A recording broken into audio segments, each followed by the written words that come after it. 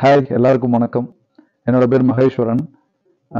நம்மளோட கிளைண்ட் ரீசெண்டாக ஒரு 3 to 5 இயர்ஸ் நம்மளோட கம்பெனியில் ட்ரேட் பண்ணிட்டு இருக்கவருடைய ஒரு கொஸ்டின். சார், நான் ஒரு 3லேருந்து 5 வருஷமாக ட்ரேட் பண்ணுறேன். இன்ட்ராடே ட்ரேடிங் ஆக்டிவிட்டீஸ், இன்வெஸ்ட்மெண்ட்ஸ் எல்லாமே பண்ணிட்டு இருக்கேன். என்னால் அந்த ப்ராஃபிட் அப்படின்ற ஒரு விஷயத்தை கண்டினியூஸாக கன்சிஸ்டன்சியாக மெயின்டைன் பண்ண முடியல. இது அவரோட பாயிண்ட் ஆஃப் வியூலேருந்து அவர் கேட்குற கேள்வி. இந்த அவரோட பாயிண்ட் ஆஃப் வியூலேருந்து கேட்குற கேள்விக்கு நான் பதில் சொல்லணும்னு நினச்சேன். அது பதில் சொல்கிறது தான் இப்போ உங்களுக்கு கொடுத்தேன்.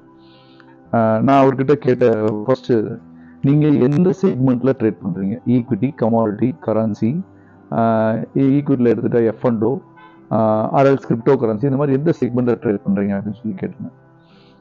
அவர் அதுக்கு பதில் சொல்லியிருந்தாரு, சார் நான் வந்து எல்லா செக்மெண்ட்ஸ்லையுமே ட்ரேட் பண்ணுவேன், எல்லா செக்மெண்ட்ஸுமே நான் வந்து பார்த்துட்ருப்பேன். ஃபார் எக்ஸாம்பிள், டே டைமில் equity market and then evening ஹவர்ஸில் கமாடிட்டி மார்க்கெட் எல்லாத்துலேயுமே. நான் பதில் சொன்னது என்னென்னா, ஃபர்ஸ்ட் திங், நீங்கள் எல்லா செக்மெண்ட்ஸ்லையும் கான்சன்ட்ரேட் பண்ணி ட்ரேட் பண்ணிங்கன்னா உங்களால் ப்ராஃபிட்டை பார்க்க முடியாது. எல்லா செக்மெண்ட்ஸ்லையும் கான்சன்ட்ரேட் பண்ணும்போது ஒரு நாளைக்கு காலையில் 9 மணிலேருந்து நைட் 12:30 மணி வரைக்கும் மார்க்கெட் நடக்குது. இந்த நைட் 12:30 மணி வரைக்கும் நடக்கக்கூடிய மார்க்கெட்டில் ஈக்விட்டி மார்க்கெட் 3:30 மணி வரைக்கும் முடிஞ்சிடும். 3:30 மணிக்கு மேலே நடக்கக்கூடிய கமாடிட்டி மார்க்கெட்ஸில் அவங்க கான்சன்ட்ரேட் பண்ணும்போது நம்மளுடைய மார்க்கெட்டை வந்து ப்ரெடிக்ட் பண்ணுறது தான் நம்மளோட வேலை. மார்க்கெட்டிங் மேலே போகும், கீழே வரும் அப்படின்ற ப்ரெடிக்டண்ட்டாக இருக்கணும்னு நினைக்காதீங்க மார்க்கெட்டில். அப்படி இருந்தீங்கன்னா கண்டிப்பாக நம்மளோட கேபிட்டல், ஹார்ட் ஏர்ன் மணி, அந்த கேபிட்டலை வந்து நம்ம லூஸ் பண்ண முடியாது.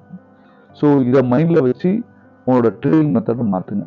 அண்ட் தென் என்னென்ன ஸ்ட்ராட்டஜிஸ் யூஸ் பண்ணுறீங்க அப்படின்றது ஒரு முக்கியமான பாயிண்ட். ஸ்ட்ராட்டஜிஸ் அப்படின்றது, சார் நான் வந்து சார்ட்டிங் வச்சுப்பேன், சார்ட்டிங்கில் வந்து இத்தனை இண்டிகேட்டர்ஸ், இத்தனை டூல்ஸை நான் ஃபாலோ பண்ணுவேன், ஒரு ஒரு 5-6 டூல்ஸ் நான் வச்சுப்பேன். ஃபார் எக்ஸாம்பிள், MACD, RSI, இன்னும் பொலிங்கர் பேண்ட், DMI, இந்த மாதிரி நிறைய வந்து நான் வச்சுப்பேன்.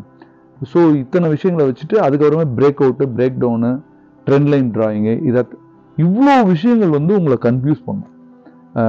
மார்க்கெட்டுக்கு தேவையானது, நீங்கள் ஒரு 3லேருந்து 5 வருஷம் மார்க்கெட்டில் இருந்திருக்கீங்க அப்படின்னா ஒரு 2 ஸ்ட்ராட்டஜி மட்டும்.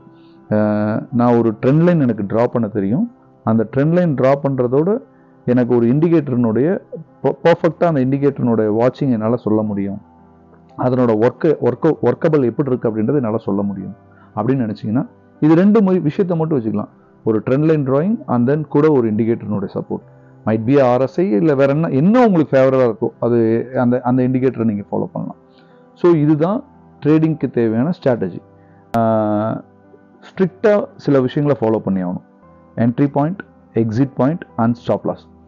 என்ட்ரி பாயிண்ட் வந்து இப்போ கிடைச்சிரும், இப்போ கிடைக்க போகுது, இல்லை கிடைச்சா பார்த்துக்கலாம் அப்படின்னு சொல்லி மிஸ் பண்ணிகிட்டே போகலாம்.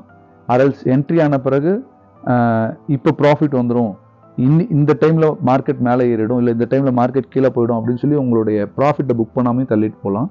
By the same time entry point உள்ளே வந்தவொடனே எப்பயுமே நம்மளோட ட்ரேடுக்கு நம்மளோட கேபிட்டலை ப்ரொடெக்ட் பண்ணுறதுக்காக பர்ஃபெக்டான ஒரு ஸ்டாப் லாஸை ஃபிக்ஸ் பண்ணிடணும். இது ட்ரேடிங்க்கான மிக முக்கியமான ஒரு டிசிப்ளின்டான விஷயம். இந்த டிசிப்ளின் இல்லைன்னா ட்ரேடிங்கில் எவ்வளோ பணம் போட்டாலும், எத்தனை லட்சங்களாக இருக்கட்டும் இல்லை எத்தனை கோடிகளாக இருக்கட்டும் போட்டாலும் பணத்தை சம்பாதிக்க முடியாது. அந்த பணம் எல்லாமே வாஷ் அவுட் தான் ஆகும்.